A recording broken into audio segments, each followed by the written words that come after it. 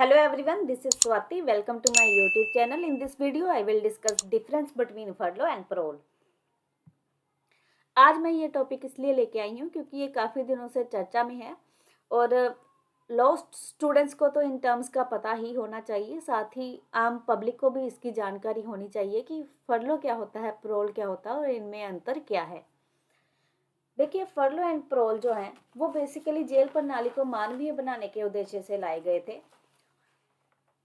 Prison में मौजूद जो कन्विक्टेड अक्यूज्ड होता है उनकी छुट्टी के लिए ये दोनों टर्म्स यूज होते हैं और ये एक तरह से टेम्परेरी रिलीज होती है from the custody. Convicted accused जो है वो अपने कुछ दिनों की छुट्टियों के लिए परोल या फिर फर्लो की मांग कर सकता है। अगर मैं बात करूंगी फर्लो की,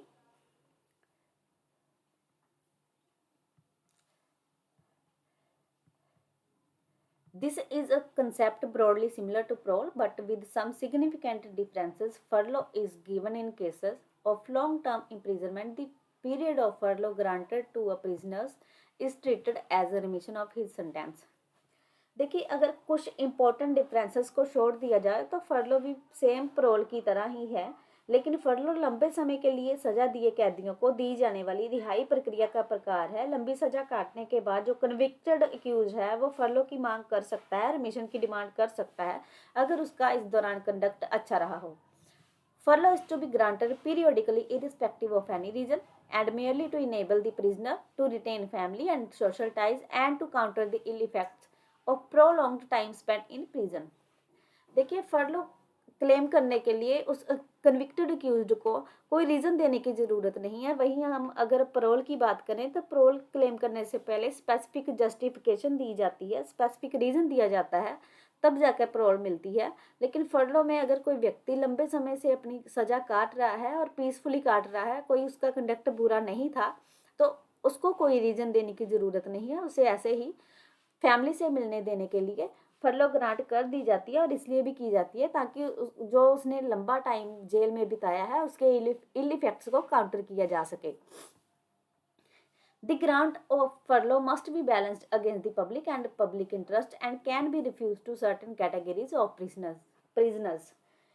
देखिए, फर्लो देने से पहले ये जरूर कंफर्म किया जाएगा कि इस व्यक्ति का कंडक्ट कैसा रहा है, इसका बिहेवियर कैसा रहा है। अगर हम इसे आज रिलीज कर देते हैं तो ये सोसाइटी या कंट्री के लिए कोई थ्रेट तो नहीं बनेगा, तो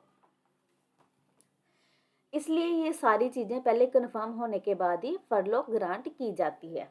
this state of Gujarat versus Narayan Sai के केस में ऑनरेबल सुप्रीम कोर्ट के एक बेंच ने डिफ्रेंशिएट किया फर्लो एंड प्रोल को। ये कहा कि ये दोनों शॉर्ट टर्म रिलीज है from the prison granted to convict, जो अक्यूज्ड को ग्रांट की जाती है। वहीं अगर हम प्रोल की बात करें तो उसके लिए स्पेसिफिक रीज़न देना पड़ता है और फर्लो के जो क्लेम विदाउट रीज़न भी की जा सकती है और जो फर्लो है वो बिना किसी रीज़न के भी क्लेम की जा सकती है। But the prisoner does not have an absolute legal right to claim furlough. लेकिन ये प्रिजनर का एक एब्सोल्यूट लीगल राइट नहीं है। देखिए, इस केस में ऑनरेबल सुप्रीम कोर्ट ने एक कहा कि फर्लो जो है वो एक एब्सोल्यूट लीगल राइट नहीं है।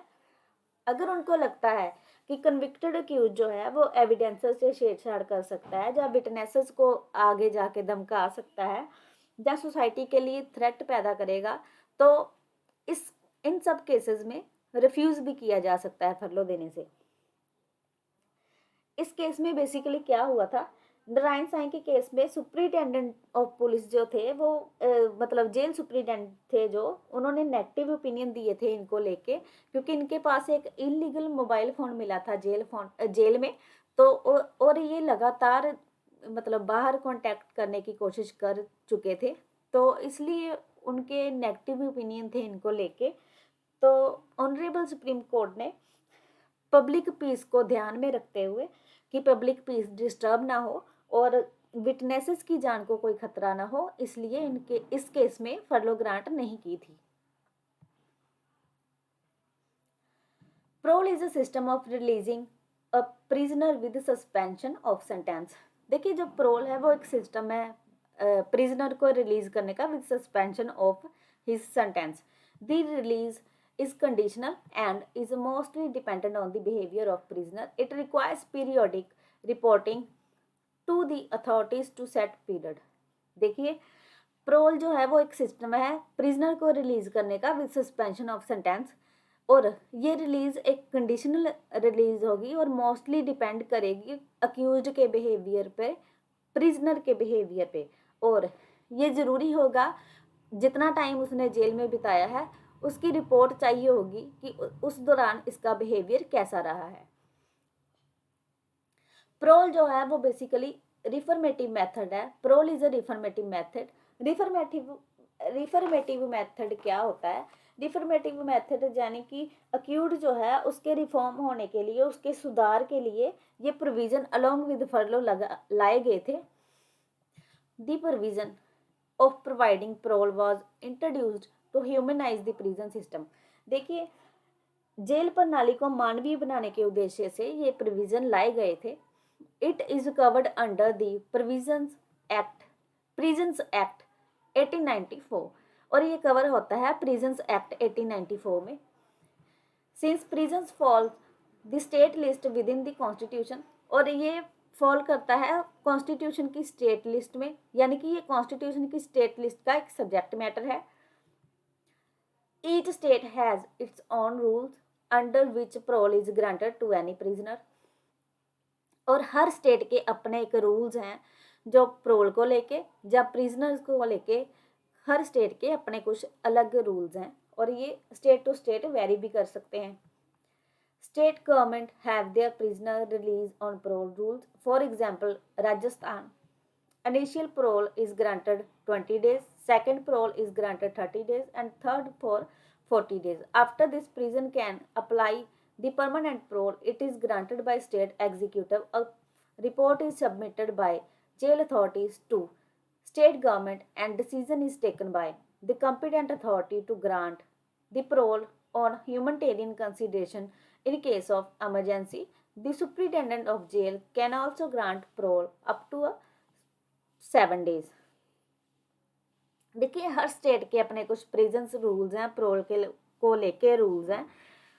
जैसे राजस्थान में जो है वो इनिशियल प्रोल जो है वो 20 डेज की ग्रांट की जाती है, वहीं सेकंड प्रोल जो है वो 30 डेज की ग्रांट की जाती है, वहीं थर्ड प्रोल जो है वो 40 डेज की ग्रांट की जाती है। और आफ्टर दिस प्रिजनर को अप्लाई भी कर सकता है परमानेंट पैरोल के लिए।